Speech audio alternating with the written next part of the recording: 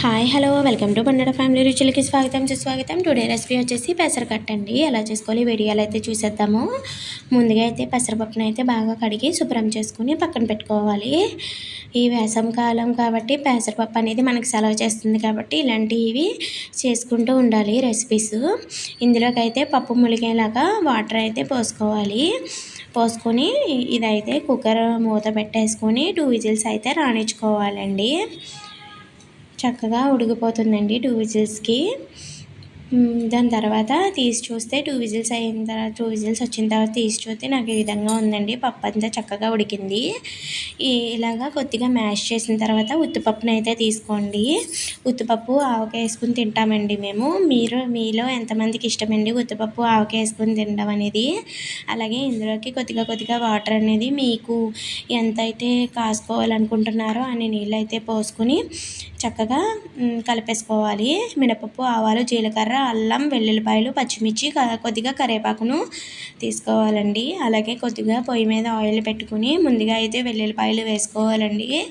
వెల్లుల్లిపాయలు మనకి వేగితేనే మనకి బాగుంటాయి కాబట్టి వెల్లుల్లిపాయలు అయితే వేసుకోవాలండి. ముందు వెల్లుల్లిపాయలు కొద్దిగా వేగిన తర్వాత మనం అల్లాన్ని కూడా వేసుకోవాలి. ఇలా వేగించుకోవడం వల్ల మనకి మంచి టేస్ట్ అనేది వస్తుందండి. అలాగే అల్లాన్ని కూడా వేసుకుని బాగా వేగించుకోవాలండి.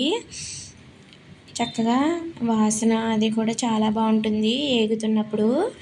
అలాగే మొత్తం మినపప్పు, ఆవాలు, పచ్చిమిర్చి కూడా వేసేసుకోవాలి.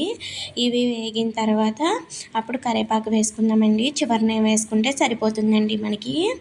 ఇవైతే కొద్దిసేపు మనం అలా వేగించుకోవాలి. చూసారా, కరివేపాకు వేసిన తర్వాత ఇంకా పొయ్యి ఆఫ్ చేసేసుకొని మనం ముందుగా వాటర్ పోసుకొని పక్కన పెట్టుకున్నాం కదా, అందులోకి అయితే వేసేసుకోవాలి.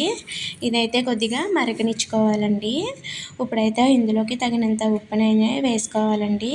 ఈ కట్ట అనేది మనకి బాగా పొయ్యి మీద బాగా మరుగుతే మనకి చాలా బాగుంటుందండి. రుచిగా ఉంటుంది, చాలా బాగుంటుంది. టేస్ట్ కారంగా ఘాటుగా పప్పు మనకి సెలవు చేస్తుంది కాబట్టి ఇలాంటి రెసిపీ అనేది చేసుకోవాలండి.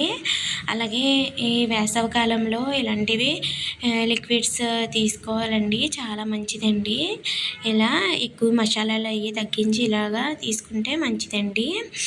అలాగే ఇలా ఎంతమంది చేసుకుంటారు అనేది కామెంట్ చేయండి. అలాగే ఈ వీడియో నచ్చినట్లయితే ఒక లైక్ చేసి ఒక షేర్ చేసి నా ఛానల్ని అయితే సబ్స్క్రైబ్